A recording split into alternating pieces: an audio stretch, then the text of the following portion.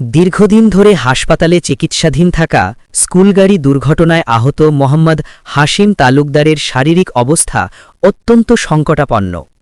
এমন করুণ মুহূর্তে মানবিক সহানুভূতি ও সহযোগিতার হাত বাড়িয়ে দেন মিসেস সৈয়দ ইসমাইল হোসেন নিজামী।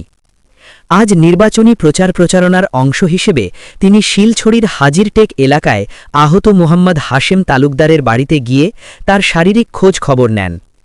এলাকাবাসীর কাছে সুপরিচিত এই রোগীর অবস্থা দেখে তিনি গভীর সমবেদনা প্রকাশ করেন এবং রোগীকে বিভিন্নভাবে সাহস ও মানসিক শক্তি যোগান।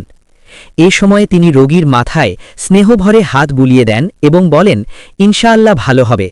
যে কোনো সমস্যায় আমরা সবাই একসাথে আছি, একসাথে কাজ করব। পাশাপাশি তিনি রোগীর পরিবারের সদস্যদের সঙ্গেও কথা বলেন। রোগীর বড় মেয়ে ও ছোট মেয়ের সঙ্গে সাক্ষাৎ করে পরিবারের সার্বিক অবস্থা, ভালো মন্দ ও ভবিষ্যৎ করণীয় বিষয়ে খোঁজ খবর নেন এবং কৌশল বিনিময় করেন। মানবিকতার পাশাপাশি তিনি এলাকাবাসীর উদ্দেশ্যে আসন্ন জাতীয় সংসদ নির্বাচনে বিএনপির মনোনীত প্রার্থী দীপেন দেওয়ানের পক্ষে ভোট দেওয়ার আহ্বান জানান। তিনি বলেন, জনগণের পাশে থেকে মানুষের দুঃখ কষ্ট ভাগ করে নেওয়াই রাজনীতির মূল উদ্দেশ্য।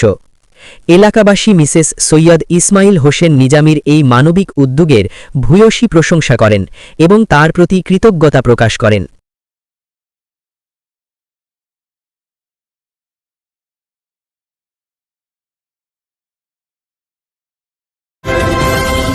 বাংলা নিউজ ২১ চেতনায় সত্য প্রকাশে অঙ্গীকারবদ্ধ।